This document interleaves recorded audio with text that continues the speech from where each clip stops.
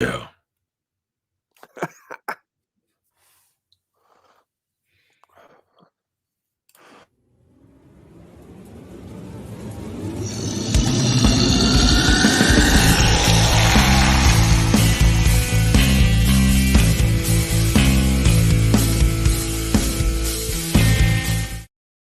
Hey everyone, and welcome to another edition of the Squared Slice. I'm your friendly neighborhood soda, known today as the Raggedy Man, and joined as always by my co-pilot, my manager, my Bobby Heenan to my Gorilla Monsoon, Dangerous Dustin Doring. How are you doing? You could be my roadkill today. That's kind of where I was thinking. Even better. Even better. Yeah, I am the size of roadkill.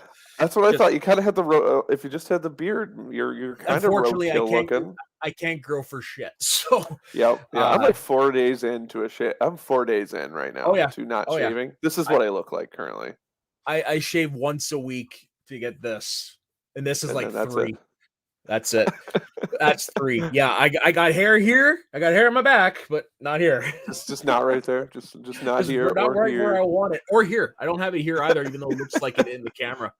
So it's like that. It's like Dennis Miller on Joe Dirt. He's like, so that's how your hair grows, all white, trashy like that. Yeah, pretty much. He's like, I can grow it here, but I can grow it here, but I can't grow it here. Yeah, no, exactly. That's exactly what it is. Too so funny. Oh yeah. But anyways, yeah. Also, I'm shorter than Roadkill. That's also true. Because he's like what 6'7", 6'8", something like that. That guy was a big dude, and the things he could do, he will be one of them wrestlers forgotten in the history of wrestling. But big dude, doing like top rope stuff. He should have pretty cool. In suspenders. Of course. Yeah, no, he should have gone further in his career, but it's still that was the way of the 90s. No, we are here today. We're actually going to do something a little different because there's Halloween coming up this weekend. So Dustin had this idea of doing a top 10 spooky gimmicks. For whatever reason you wanted to put them on the list, that's what we went for. So we're going to be doing it in the style of John Roca and Matt No's top 10 show. So what we're going to do is we're going to reveal our first 4 picks. Then we're going to do our next 3, and then our next 2, and then 1. I'm excited. So I have to ask. This is going to sound ridiculous. Mr. Again, I'm the American in the Schmoes of the North realm. You're one of them, yeah. Is Halloween like as a thing in Canada? Of course. I wasn't sure. I don't want to sound super ignorant. No, I don't want to be like a thing where Canadians are like, I don't know, Halloween doesn't really affect us. Oh no, God, no. Here's the best way to describe Canada. We're America light with only half the craziness. Like we celebrate a lot of the same things like Halloween and all that stuff. Like there's a lot of similarities. Just we're nicer, I guess you could say, and we're not trigger happy. So who you going to? What are you dressing up as for Halloween then? Well, that's the thing. I'm not going anywhere. There's no parties going around this year because of the whole COVID and what have you. But the last time I did dress up, I did go as Mankind. That would work. Yeah, I have the mask, which is I would wear it, but it's fucking painful to wear for too long. The only thing I was missing was that, but I had the white shirt, I had the tie, the sweats, everything, and Socko. Yeah. I'll send it to you online. You should. Because great costume, because really, as long as you have the mask, the rest of the costume's pretty simple. What was tough though was getting it on with the wig. Right. Because you have to have the hair. You'd have to have the hair. Exactly. Yeah, I think the only wrestler. I mean, I know one time years ago, and I just saw it today, obviously, because we're getting around Halloween. Yeah. Excuse me. Me and my wife went as I was CM Punk and she was AJ, and that had been 10 years ago. Nice. So I'll just send you that picture. It's kind of ridiculous to look back on it because I don't look anything like CM Punk. It was terrible. Oh man. Look at that thing, dude. That thing's actually pretty sweet. Yeah, it's one of those cheap rubber ones too. I bought it at a Halloween store in Calgary. Really? Oh, that's pretty cool. I'm not gonna lie to you. That's pretty good. Oh yeah, I'll see how long I can last in it because the rivets kind of hurt after a while. I was just gonna say, I'm not gonna lie to you. It looks cool, but it looks like it's awful to wear. Now, could you imagine the real thing? He talks about that too, right? Isn't he like spoken? For the longest time.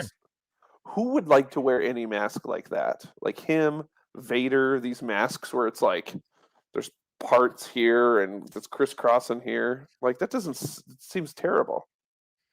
Yeah, but I like it's it. like I said, You look great. I can feel the rivet right here, but it's still got a fat head. I'm not saying you have to wear it the whole time, but it would be I'm curious to commitment. see how long I can last. Okay, maybe then. until Mankind shows up on one of our lists. Could be a long time. Okay. So since it was your idea, let's kick it off. All right. So should I do? Okay, I'm trying to remember. Again, I know we talked about the software. I haven't listened to top 10 in a while. Should I just say them all and then talk about them after, or go down the list? No. We bounce back. So you do your 10, right. I do my 10, and then we talk. Right. Yeah. Okay. Yeah. You say your 10, and then we discuss it. Yeah, exactly. Got it. All right. So my number 10. Oh, so we need a preface too. Sorry. You and I both decided Kane and Undertaker no goes on the list because it's too easy to put them both on this list. And really, if you're looking at the history of wrestling and what the greatest spooky Halloween gimmick is, it's Undertaker. Of course. And it's just, you just can't not put him at number one. Like, it's not even fun to do this list if you're doing that. And then we decided also that Kane is probably an easy 2 or 3. So why not make the list a little more fun by pulling them both off of it? So we don't get yelled at for not putting Taker at number 1. Then people know why. So, okay, my number 10, because I did have Taker on, and then I had to take him off. So I had to fill it. And I think I would say my number 10 is... Oh, this is terrible. I would say...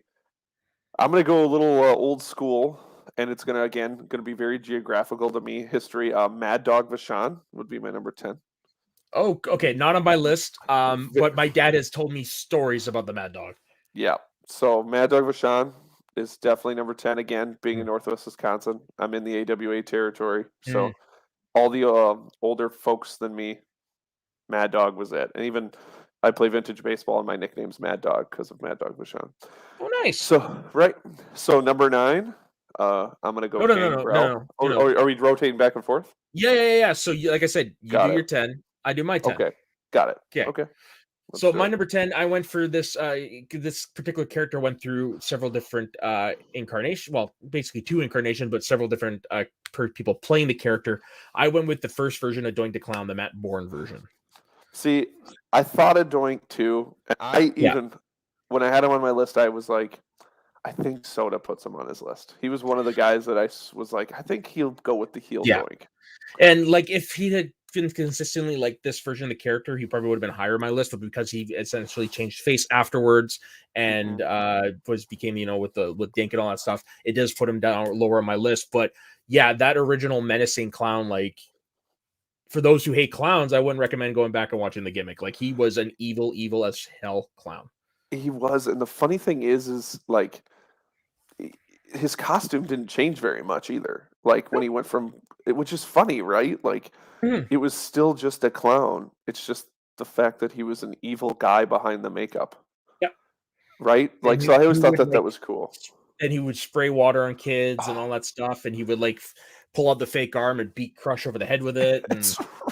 Dude, that's so freaking fun. Did you ever play? Let's not forget WrestleMania 9, the whole Harpo Marx Harpo Marx gimmick. Okay, Harpo this Marx, is off. Not even one. Couldn't even get through one. Look, well, you can kind of see the marks it leaves on your head. Imagine taking a steel chair multiple times to the head on that. Yeah, I think this would be the less of your concerns after that point. Jesus. No, but I think Doink's a good one. Did you ever play the Super Nintendo game, that like really arcade? Yeah, WrestleMania arcade game. I played it till it was dust. I just love isn't Doink's the thing where he blows his hand up? He blows his hand up and he does the buzzer, and I think there was also the Harley Quinn style mallet. Yep, it was. Gosh. Yeah. God, Doink was fun. Even though we're talking about him as a bad, scary guy here, but man, Doink was great. Yeah, no, Doink the Clown is of course fun. Like, he's one of, like, I wish I could get like a merchandise of him or something like that, like a T-shirt. Because it was a fun gimmick. It was what they needed at that time to fill the children gap. Like, he was one of the better child gimmicks. And the thing about it is, like, even though it was like goofy, and towards the end it got kind of less interesting. Yeah, but for a few years there, man, he was like a member of the roster. He was important, like it was just, and you wouldn't think it would be a guy dressed up as a clown. No, but it totally. I always loved it because I had the figure and the hair was actual like fabric. That was like the coolest part about that figure. Is like he was the one that had fabric hair. That's like doing because that was pretty cool. All right, so what is your number 9? My number 9, I think we might be pushing this one. Is Gangrel.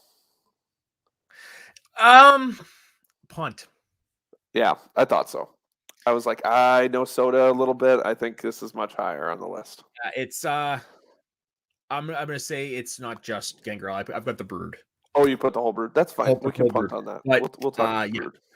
Okay, so my number 9 might be punted. The Boogeyman. He's not on my list. Oh, okay then. Because he was like my guy that's like was sitting at number 10, and it was just like I could put Boogeyman, or I couldn't put Boogeyman because again, I don't know, but I understand why you would because isn't he the epitome of what we're talking about? Basically, he is the epitome of a Halloween character. But like my list is mostly based on WCW, WWE type thing because I don't have the breadth of knowledge of like say New Japan. Like while I have heard of Jason the Terrible, and while I have heard of Leatherface and stuff like that, I've never actually seen him in action, so I can't exactly put them on the list. So that's why the Boogeyman's on it, and why he is kind of low because he definitely had a great look with the clock and the staff and the missing teeth and all that stuff. But some of the stuff he did was just damn goofy. It was so cool though. Totally. But the worst one that shouldn't have happened was when he bit the mole off Jillian Hall's face. Like, what a gross. It's so gross. And the thing about it, my first thought was when that happened was he has no teeth. How would he gum it off? Like would he suck it off of her face? Like that had to better have been made out of a gummy. That's the only way I would have done it. Well, the thing about it is about Boogeyman is like, okay, the wrestling didn't matter.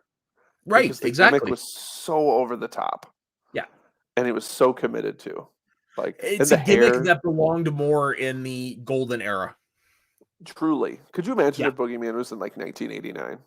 Oh God, he would have been eventing against Hulk Hogan, selling out around the arena. 100%. Around the country, sorry. Yeah. It wouldn't have mattered. It would have been just the gimmick alone. So it would have been like Kamala. Like Kamala wasn't the greatest wrestler, but he was a great foil for the good guys. Yes.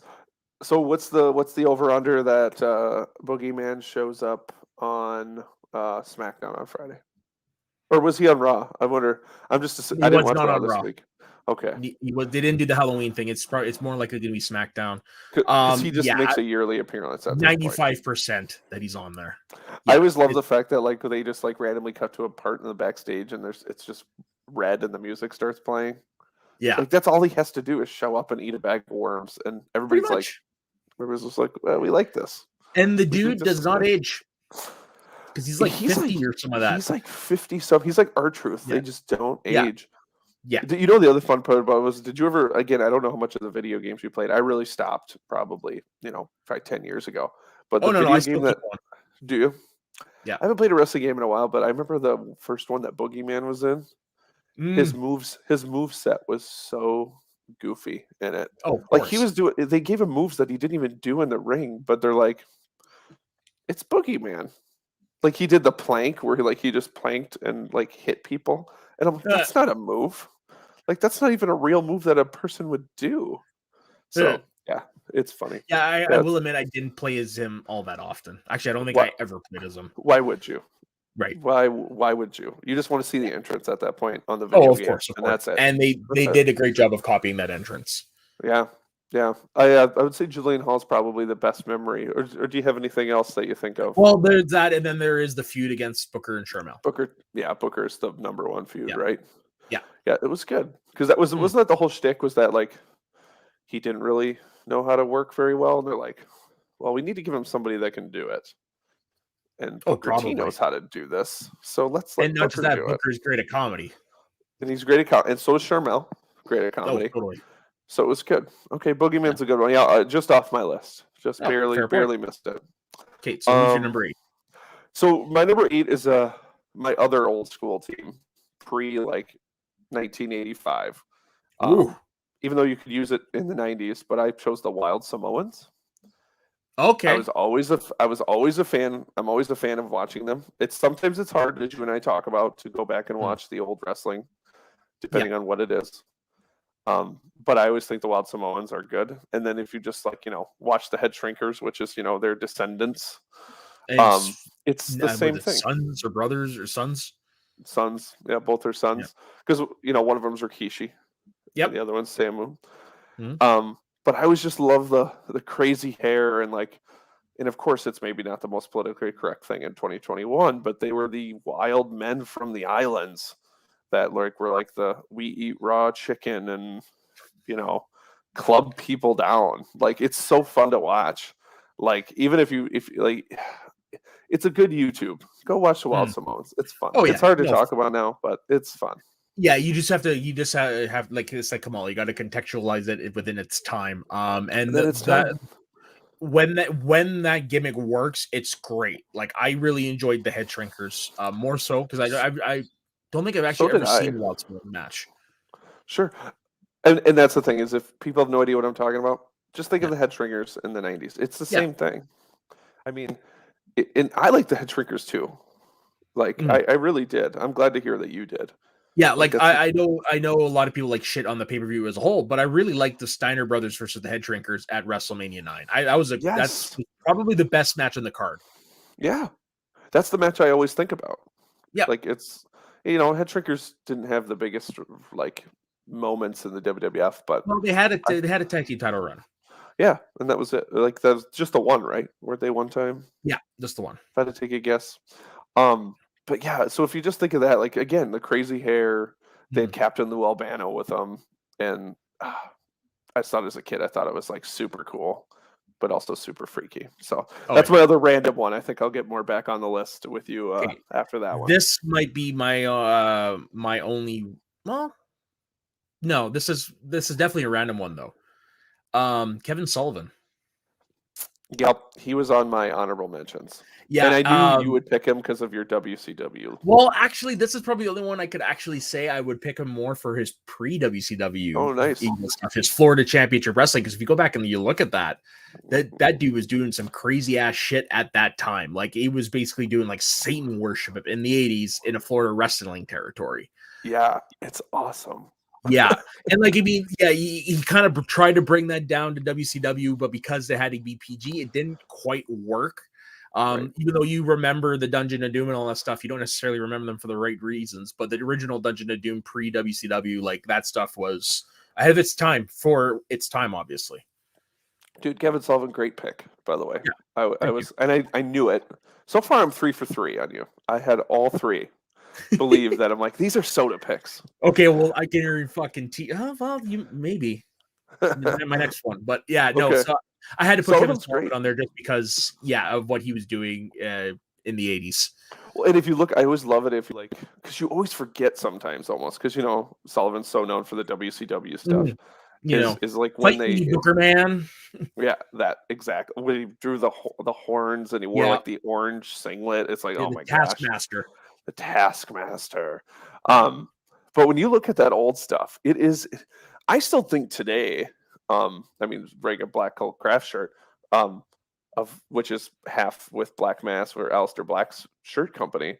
That I even think today, Aleister Black is if you follow him closely, like I do, he's a pretty out Satanist. His clothing line is. And legit, for real.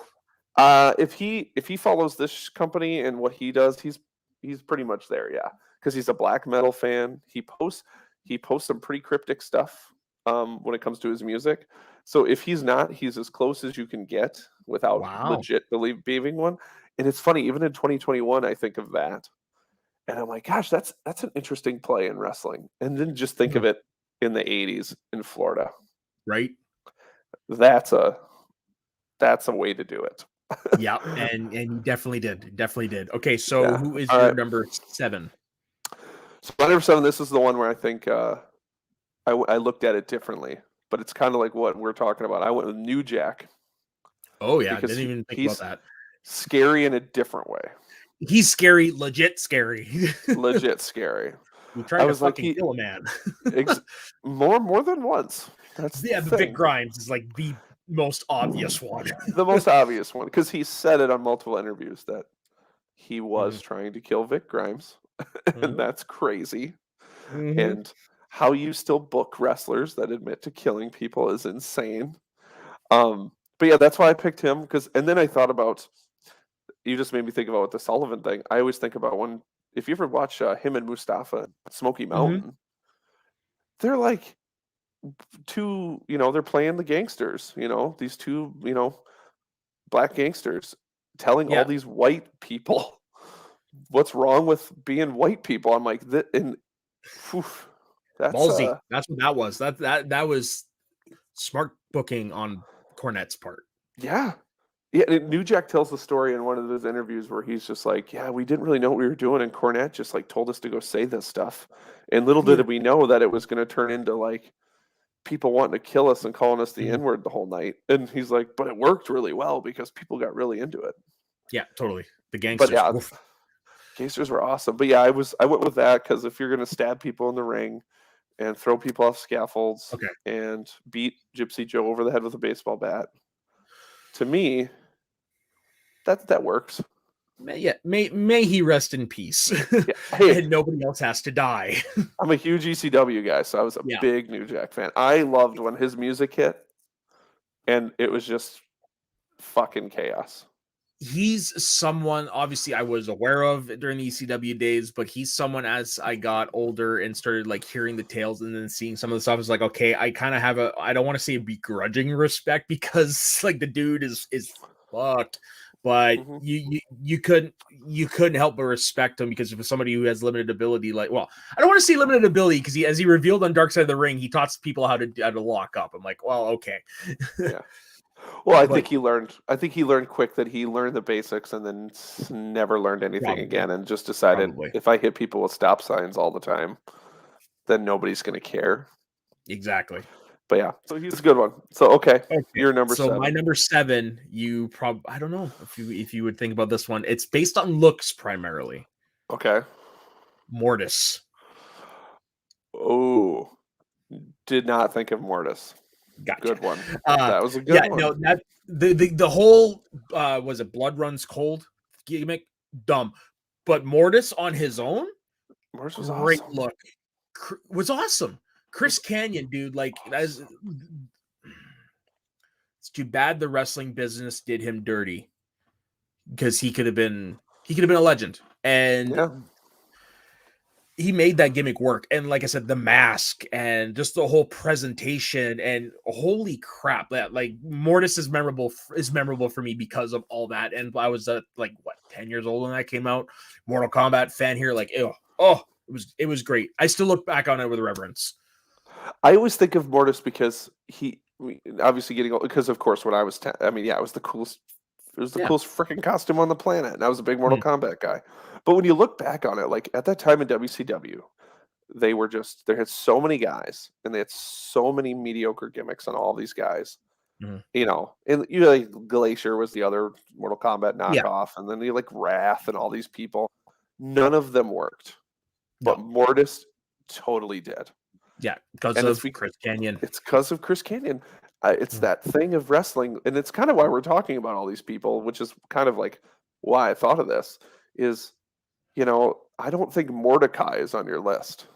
No. Because it didn't work, and that guy didn't like, granted, he turned into Kevin Thorne, which worked pretty well. Yeah. And, still not enough to make it on the list, but not enough. I did think of him, and I'm like, okay, Dustin, don't go too far with this. But there's a reason why all these people like work, is because they invested and fully got into doing what they do. And if you don't do that, you're never going to work. And Canyon's a perfect example for Mortis. What a solid choice. So I have to ask you, my Mortis knowledge is not much besides what I remember as a kid. I honestly couldn't tell you last time I ever watched a Mortis match. So what do you remember? What do you remember? What was like the things that stick out? Well, like I said, obviously the whole look.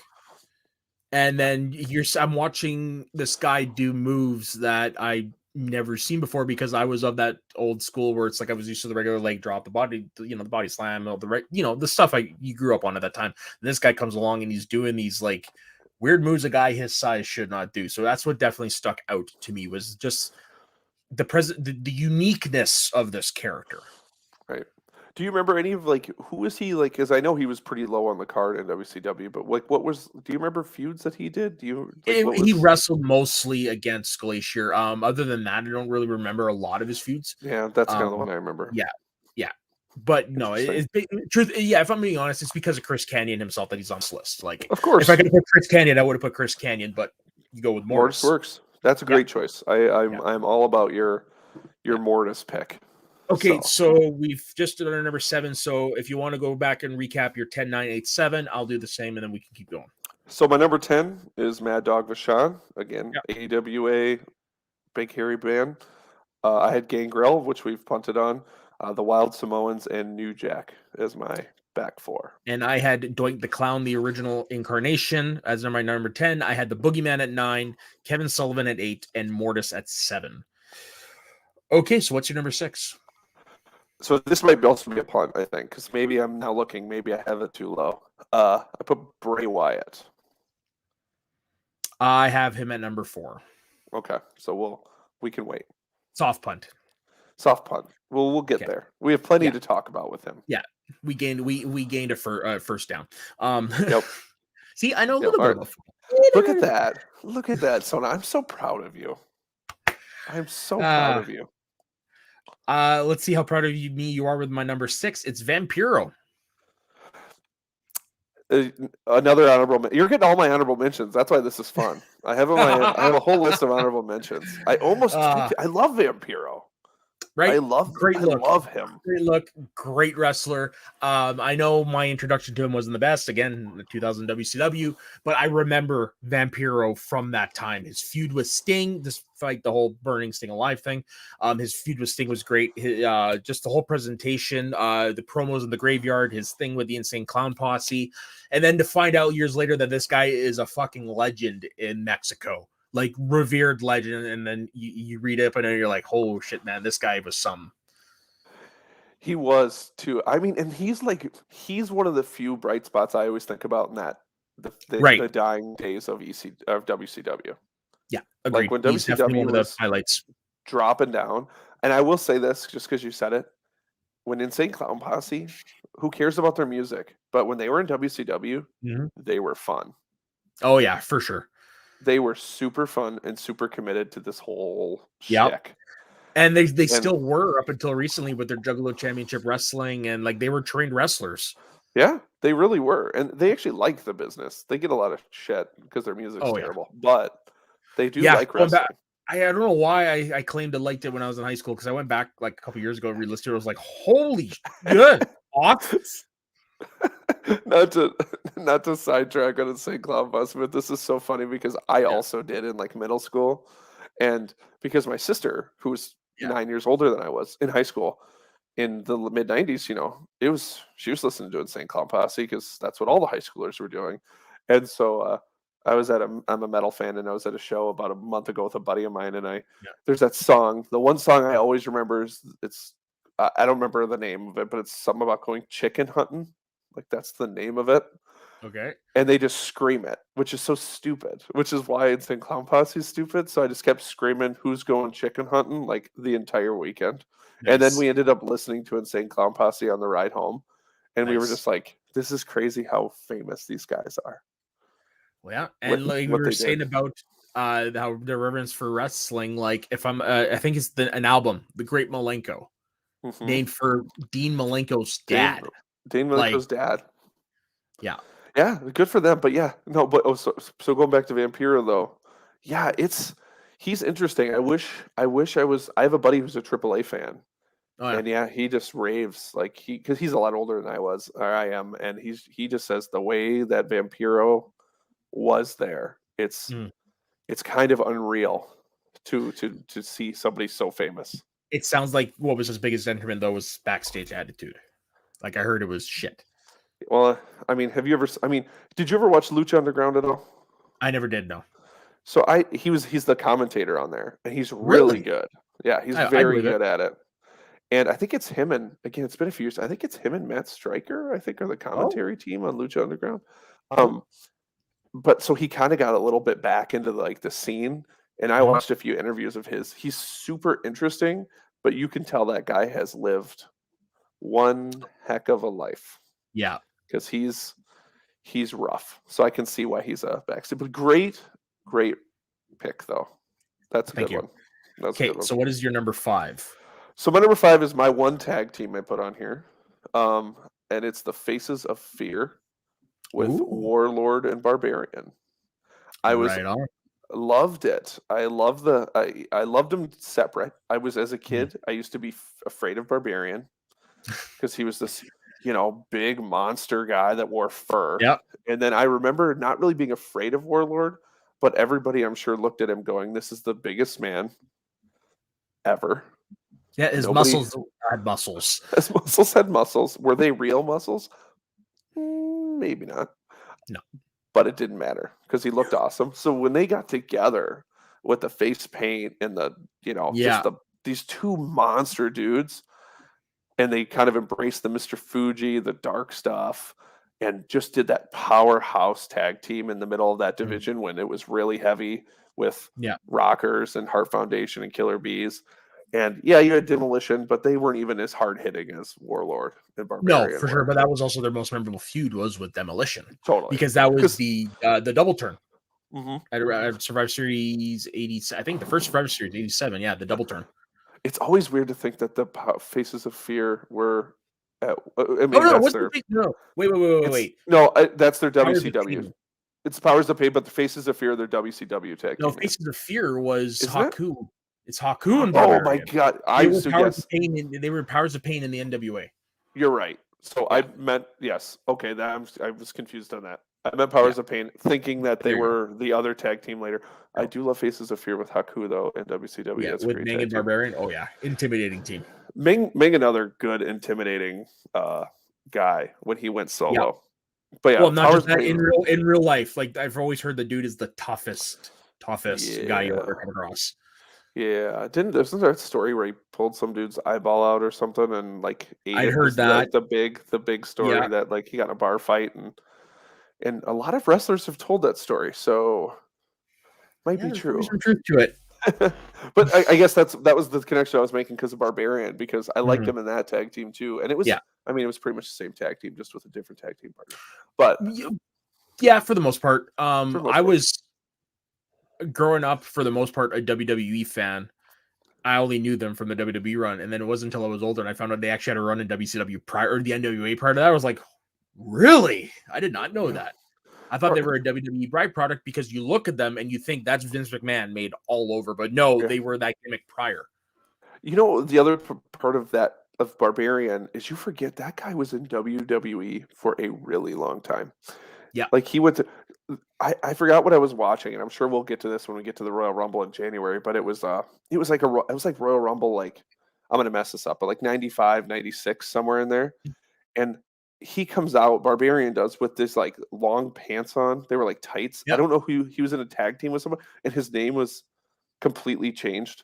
I can't think of the name off the top of my head. Funny enough, I'm on here. He was Sion. He was the replacement head shrinker. That's right. And people, and I was like, and I remember, I think it's the 95 Rumble, and Vince is like, it's Sion. I'm like, come on. The guy was Barbarian for 9 years in this company. Yeah, well, that's the thing about Vince McMahon. He takes his audience for granted and thinks we're dumber than that one. That one's one of the worst. It's as bad as when he made Tony Atlas Saba Simba. Or Matt Bloom, Prince Albert coming back as Tensai. Tensai. Gosh. Okay. Yeah. So you're up next. Yeah. Okay. Yes. So my number 5, this is one that is specifically for a point in this character's career. It is the first version of the Crow Sting. Up until the Hogan match. Nice. I never thought of Sting. Because what did he do during that entire time? He spent most of his time up in the rafters, in the shadows, didn't speak for over a year, cast an intimidating presence. And then he would just show up out of nowhere and take care of business by himself with a baseball bat. Like that whole year and a half is something that I don't think you could ever replicate. And it's funny, it's always the thing that's talked about Sting, but people never remember it. Like, because it is so I don't even know how you put it. Like just kind of how you said it. Like this huge long build. Yeah. Of this guy just like stalking the arena. Yeah, stalking the arena, stalking the NWO. You didn't really know what side he was going to be on. His war with the NWO during that year and a half was top notch. Just unfortunately, kind of went out with a whimper. Yes, it did. But man, when he would hit the ring, with his baseball bat, it was chaos. Yep, people went ballistic when he would show up and stuff. One of the first two regularly that I knew of to repel from the rafters. Yeah. Well, you got to think too. It had to have helped. And again, you're a WCW guy more than I was, but to be that beach surfing baby face, and then to show up wearing all black in the mid '90s when Marilyn Manson's super famous and all this grunge and metal and the Crow and all this stuff and goth is in, and now he's this goth guy with long black hair, and yeah, that's pretty. I never thought that's a good one too. I didn't think of. I didn't. And that's like the transition to the Crow Sting was very gradual because if you look back, he was already dark haired before he became that, and then he shows up the day after. Not the Nitro after Bash and Youth. I think it was the one after that where he shows up all in black with just plain white face paint, gives his last promo for a year and a half, heads of the Raptors, and then you can see the makeup slowly evolve because I remember it had like the cross on the eyes, eventually the Crow, and it's amazing how much it stands out against the landscape of the NWO at that time. Yeah, it really does. It's funny, like you think of the NWO and you always think of the NWO, and then there's this, you think of like DDP and Goldberg and these other outliers. But you forget somebody had to like start it and be the constant, and it was Sting the entire time. Yeah. So should we talk about? I was just gonna say, should we talk about Red and Black Sting? See, I thought the character itself, looking back on it, is a little goofy. It's kind of like a precursor to Joker, Sting a little bit. But I really love the black. I love the look. The look was awesome. It was sleek, dude. Yeah. I know this is a whole other episode once we do it once. I loved NWO Red. It was so cool. There's a reason why I have a Wolfpack T-shirt. So I used to, because it was so sweet. Yeah, it's the wolf one. Yep, the red wolf on the black shirt. Yep. I had that shirt at one point in my life. One of the greatest theme songs ever. Oh, so good. We'll have a whole episode on the NWO versus Wolfpack feud. Okay, so you're number 4. I think I'm at 5. Oh no, I'm at 4. You're right. 5. Yep. So this might be a punt still. Oh, because I know you're number 4. You said it. Jake the Snake. Yeah, it's a slight punt. I figured. It's in the next bracket. Okay. So then we can go on to talk Bray Wyatt. Yeah, so I put specifically the Fiend. Oh, did you? I wrote it down as Fiend, but really you could talk about the whole career, WWE career of Bray Wyatt easily. Right. Yeah, because I was specifically thinking the early days. I was thinking the early days. But I agree with both. Sure. I mean, they both work. Right. Yeah, like the Fiend is scary, whereas Bray Wyatt was scary in a creepy way. God, sometimes you just forget how much you miss something until it's gone. And if there's something I really miss of the last 5 years, it's Bray Wyatt, like Wyatt family. Yeah, just vignettes and the lantern and the slow walk to the fireflies. I love the outfit. Yeah. I love the fact that he wore the white jeans. Waylon Mercy. Yes, it was so. Oh gosh, it was great. It's so freaking fun. It's one of those. He had a great career in WWE. Don't get me wrong, but he could have been more. I don't think if all the people that have left in the last year and a half since the AEW stuff has started, he's the number one guy that is gone that I see more coming back to the WWE, because at some point somebody's going to be that guy, right? Oh, of course. That doesn't just go to AEW. But somebody has to leave. Rumors are strong that he's heading up to Impact. That's right. Yeah. But even then, like, yeah, well, because if he goes to Impact, that's a short little stint. He could be back in WWE in a year. Exactly. But he seems like a guy who fully could walk right back into WWE for another 6 years and just keep going. Probably, but I mean that he probably would request some sort of creative control, because that was his big thing, was being constantly stifled creatively. Right. So what were your initial thoughts on the big Fiend change? Confused at first, because I was expecting the whole Firefly Funhouse thing, and then of course I started watching it more, and it's like, okay, this is entertaining. But then when he actually showed up as the Fiend with the fucking lantern with the Bray Wyatt head, I was like, holy shit! Which is awesome. I'm like, that's money. Money, and their merchandise proved it. Yeah, man, did he sell some merch? His WWE custom title. Yes, wow. That Tom Savini made, the infamous horror whatever aesthetic guy. That he's I don't want to say prop master. Special effects. Special effects. One of the best. I almost bought that belt. I am not gonna lie to you. I was close. I was like, it was like what, $700? Oh yeah. I was like, I could put it on a credit card.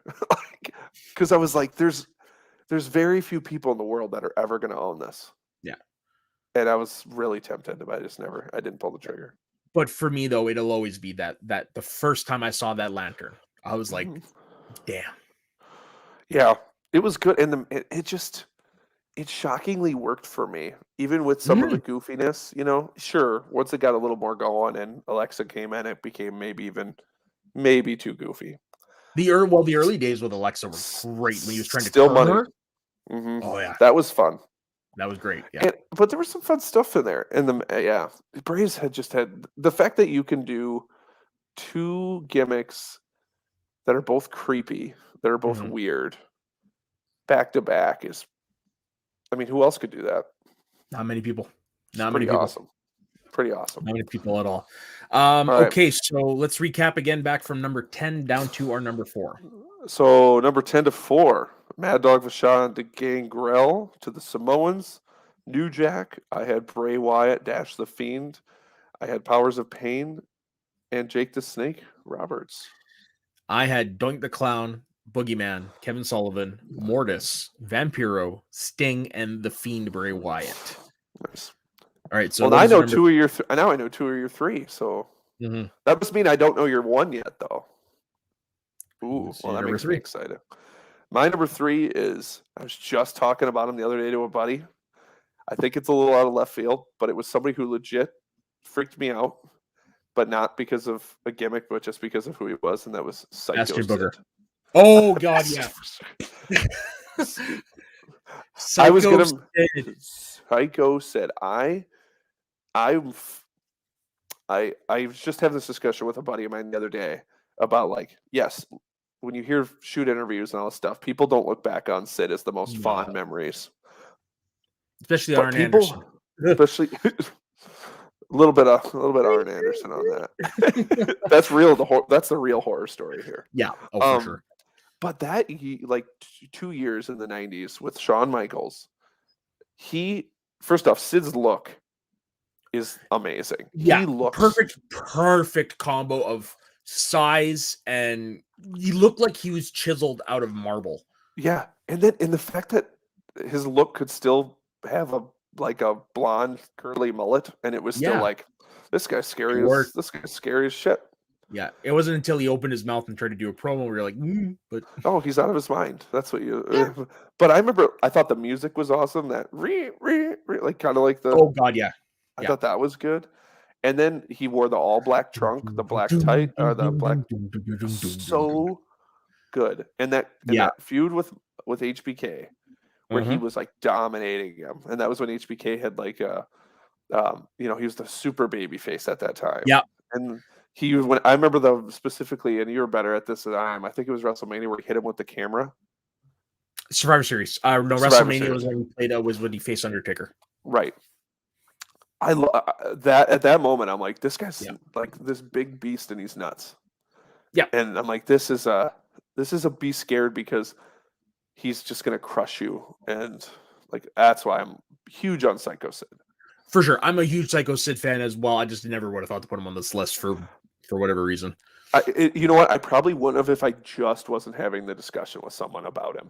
Fair point. Like we just had a whole text chain about Sid, and then I was like, so he's been on my mind, and I was like, you know what? Psycho Sid totally works for this. Yep. And it's so underrated them couple years in the WWF about how fun he was for that. Yeah, what I think didn't help was his prolonged absences to go play softball. Which is just the funniest stuff ever. I love it when I hear Bruce Pritchard talk about the fact that he would miss stuff because he had to play softball. I mean, I get it, but not for that. Does softball pay you hundreds of thousands of dollars a year, Sid? Nope. And put you on television and sell merchandise? I don't.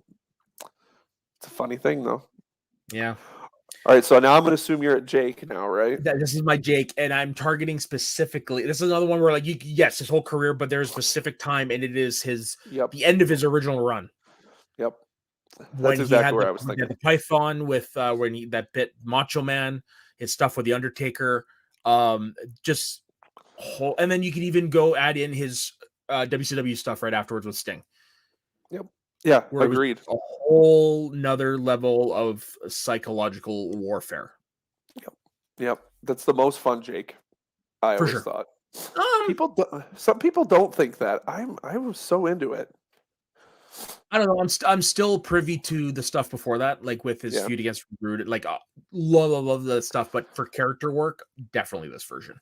And isn't it funny how much like just him growing out his goatee made him like scarier somehow? Yep. I always used to think that. I'm like, this guy looks so much scarier with a goatee. And that and the black, red, and yellow tights and the glove. Yep. It was the glove. Okay. Yeah, so good. And then he brings in the Python. Yep. Yeah, and that angle, like you said, that angle where it's still awesome to rewatch. It's still talked about. It's still talked about. Could you imagine if they let somebody get bit by a snake on national television now? My God. I think you can get away with it. I think you could get away with it. You think you could? Yeah, because you just got to make sure like all the safety protocols are in place, and I think you could get away with it if that happened. Yeah. Well, maybe okay. Maybe not like a Monday Night Raw, but more likely a pay-per-view. More likely a pay-per-view. I love how now we're booking. Who can we get bit by a snake? Huh. And you know what? Shockingly, for how AEW kind of books, it's surprising they have not had somebody get bit by a snake yet. I don't think they'll go there. You don't think so? No, I don't think that. Well, I mean, person most likely to commit that would be Malachi Black. Yeah. Maybe.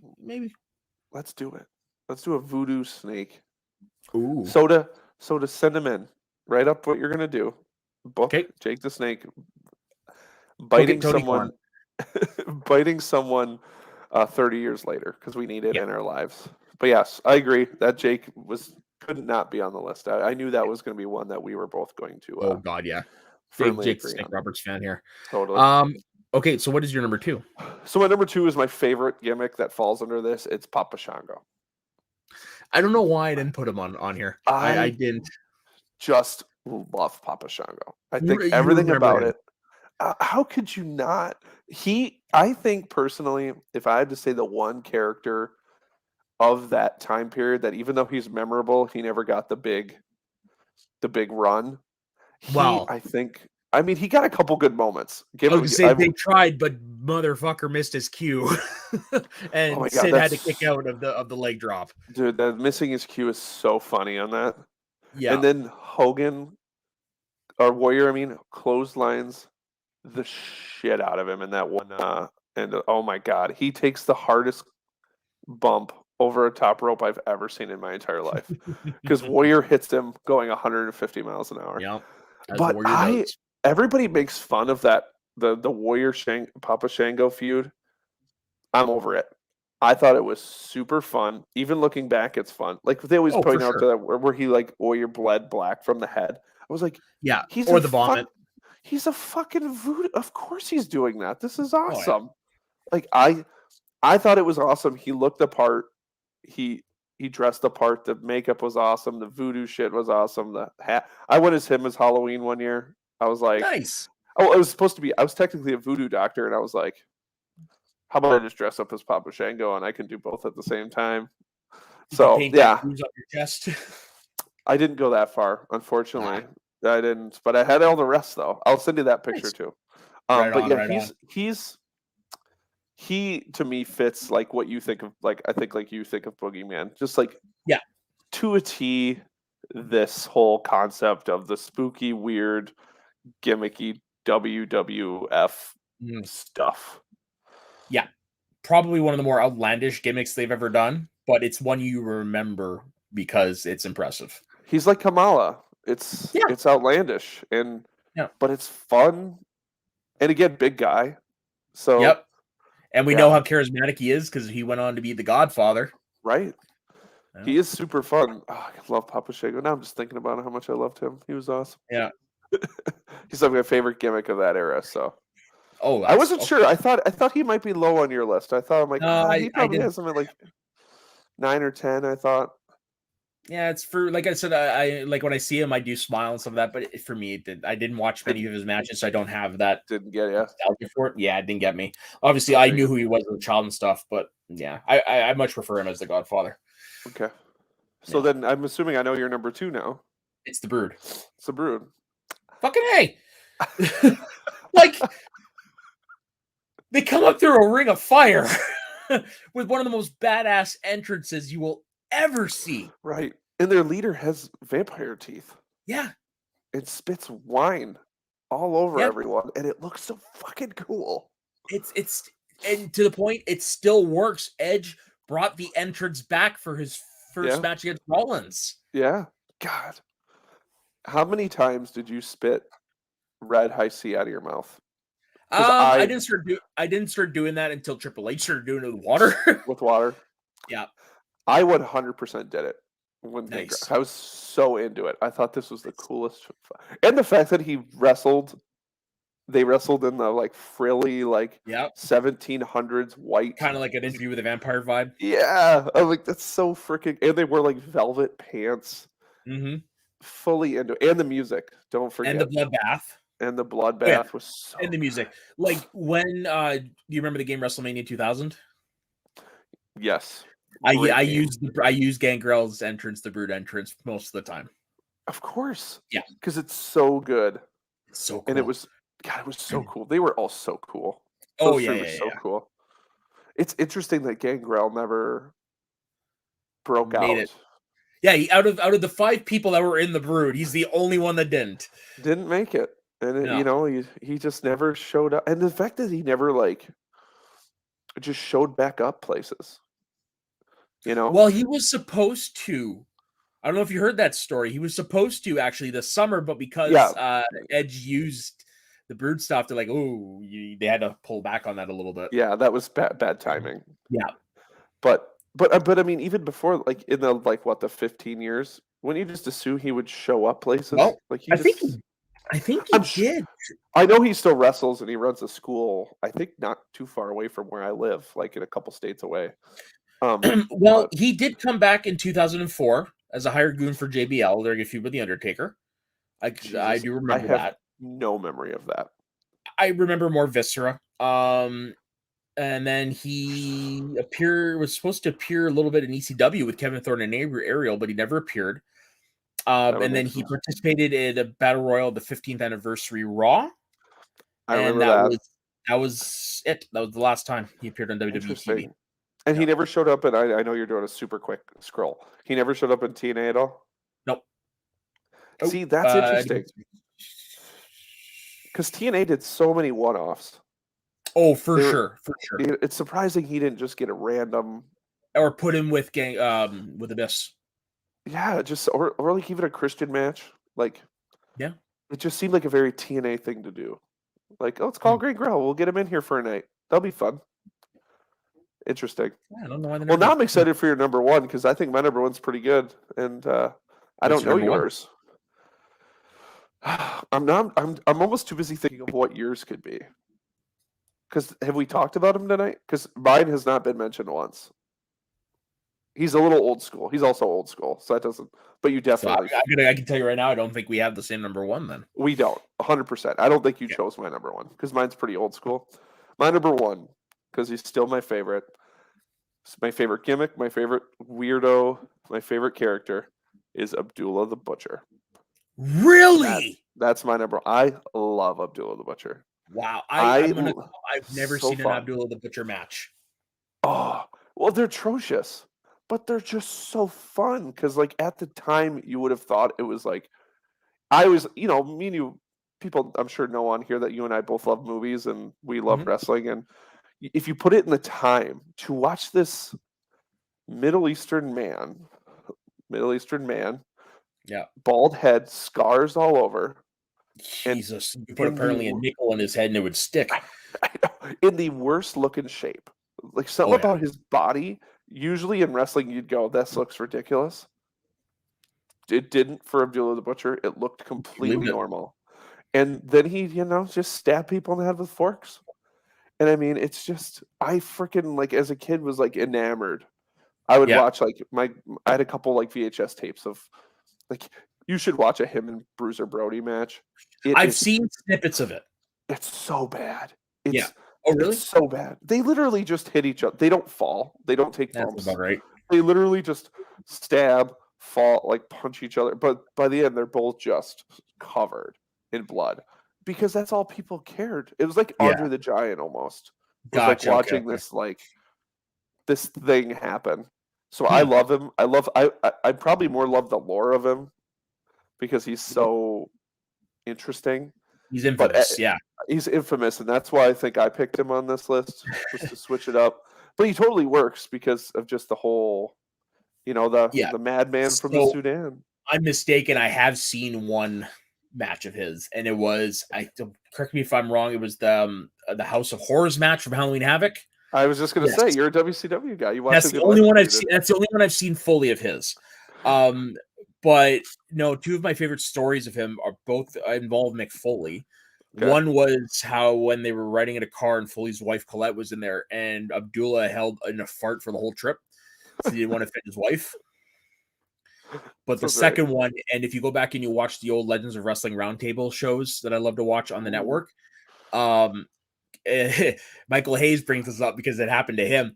It was a Clash of Champions. Abdullah and Foley were doing a brawl, false count anywhere type match, and they ended up outside, and they accidentally cut the audio because it was when they were cutting back to the match and cutting what was in the ring. So they cut the audio, and that was the night that the Freebirds were debuting a new entrance with a new theme song, and they were lip syncing it to the ring. But unfortunately, you couldn't hear it on the telecast. You could only kind of hear it from the arena. So it just looks like these two goofs like just lip syncing. It's like, oh my God, Ed. Yeah, you should have seen the shit that Michael Hayes gave Mick on the pedal. It was pretty funny. That's pretty funny. Yeah. Yeah. I mean, that's not a surprise because I don't know if there's a match, if you ever watch an Abby match, where it's in the ring. I mean, it's completely crazy. But if you ever watch his Japan stuff, like he was like Bruiser Brody in Japan, man. They thought he was a legend, a monster over there. Like, look at this guy. And they were scared shitless of him. It was a little weird to see him get inducted in the WWE Hall of Fame. It was. That was when WWE finally started to open up to the guys that never wrestled there, which is good. Yeah, but still a little weird. Legend. I love him though. All right. Well, now I'm interested. I'm trying to think. I'm like, who is someone? I'm actually surprised he has not come up at all.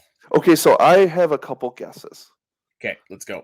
Well, you said Viscera, and you could not put him at number one. No. The only reason I mentioned Viscera is because he was in that article about Gangrel. Is it Vader? Nope. Give me a hint. I can't because it would. Okay, I'll give you one. It's not Mankind, is it?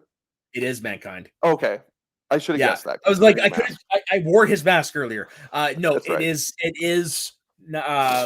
it is Mankind, the early Mankind, up until Goofball Mankind. Yep. The promos that Mick Foley was cutting, the imagery, the matches, like you wouldn't think a guy could get a match like that on The Undertaker at that time, and he fucking did. Yeah. He revitalized The Undertaker. He gave Shawn Michaels one of his best matches at that time. He had the Odd Couple team with Goldust where he called them Mommy, and he was managed by Paul Bearer. Like that 2-year chunk of Mankind. So good. And of course, you had the famous promo with JR, which turned everything around. Then where Vince McMahon finally got behind him. Mick Foley from 96 to 98. To late 98. Up until the stuff with The Rock and the corporation. Top notch. And then of course after that you had like some of the most violent matches you'll ever watch. But yeah, definitely the brown turd looking Mankind is the one I'm putting at number one. But it's so good because I just think of that promo where he's sitting in the boiler room. He has the rat, and he has the rat. Petting Jim Cornette's rat. But again, and the reason why it worked, and this is why I'm so glad that occasionally WWE, once in a while, lets something be and never touches it. That boiler room match with him and Taker is so awesome. It's so good. Like, it's so just like, and it wouldn't have worked if Mankind wouldn't have built this whole idea. 100%. This is where he like hangs out.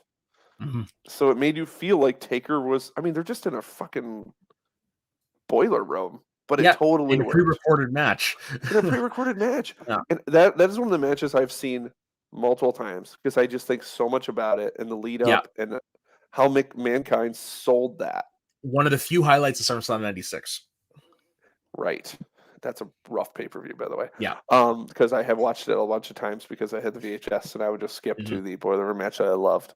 But yeah, no, I agree. He was on my honorable mention. I almost had him in that same vein of like Taker, and I was like, but Mankind doesn't fit with that. So I give you credit for putting that. Speaking of boiler room match, I do want to say last year I watched for the first time his boiler room match against the Big Show, and that was criminally underrated. I have not watched it since it probably happened. Go back and watch Backlash 99. Okay. It's a sleeper hit, dude. Like, it's a great show. A lot of people say the main event Rock Austin from that one is better than 15. Okay. Interesting. I will. I'm gonna remember that. I'm gonna check it up on the Peacock. All right, so should we run them down one more time? Yeah, one more time. So what is your 10 through 1? So I had Mad Dog Vachon, to Gangrel, the Wild Samoans. I had New Jack, Bray Wyatt, the Fiend. I had Powers of Pain, Jake the Snake, Psycho Sid, Papa Shango, and Abdullah the Butcher. And starting for number 10, I had Doink the Clown, the evil version. I had the Boogeyman, Kevin Sullivan, Mortis, Vampiro, Sting, the Fiend Bray Wyatt, Jake the Snake Roberts, The Brood, and Mankind.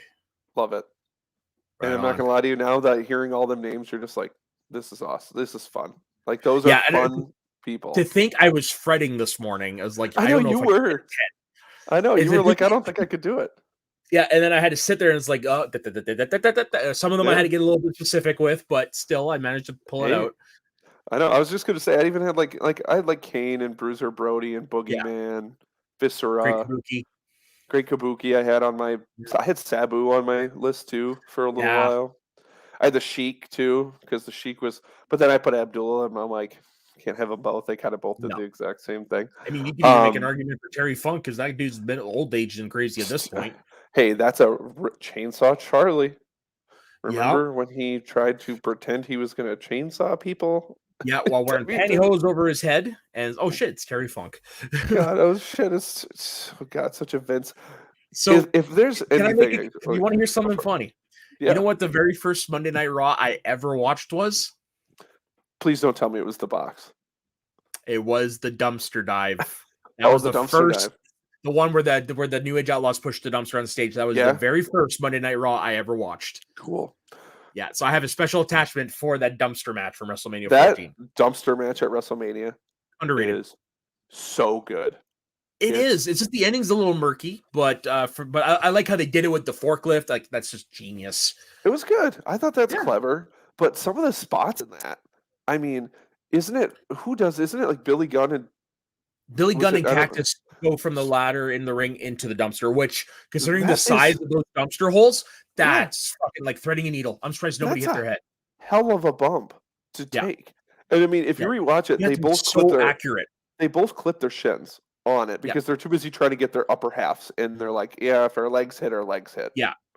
That's a crazy bump to take. Could you imagine? Like, it's one thing to do it where you have kind of an open area and all you have to do is worry about not hitting the ground too hard. But it's like, we're going to You got to fit in this little box when we drop you 15 feet from that. Then when you look at who's involved, you're like, it checks out. It's pretty good stuff. But no, hey, that was a fun list. That was a very fun list. I do like that. Yeah, we got some interesting ones, some that I would never thought of, some that you didn't think of. No, overall a great list. All right, man. Where can everybody find you? You can find me on Twitter at Dustin Dubuque. That's pretty much where I'm at. And you can find me on this beautiful, spectacular show because that's just what I do. I'm not like Soda, as I say every time, where he's on every show on the channel doing all the things. Yep. Soda, where can they find you besides everywhere my personal Instagram and Twitter at Soda_the_Saxman, and you can find me on every show on this channel. Well, pretty much every show. What do I got coming up tomorrow night? We got our live post game from the pay-per-view tomorrow night. It's 109 Canada tomorrow night. We got Get Sweaty on Saturday morning. I'm actually filling in the guest host role over on Let's Get Ready Network. What is it called? The Turnbuckles. Their wrestling show over there. I got asked to guest shows there on Saturday, so you can find me there. Other than that, follow me at Soda_the_Saxman. Like I said, don't forget to like and subscribe to this channel. Don't forget to like this video, leave comments. We always like to read the comments. And on behalf of myself and Dustin, we will see you next week on the Squared Slice. If I can just end it in time.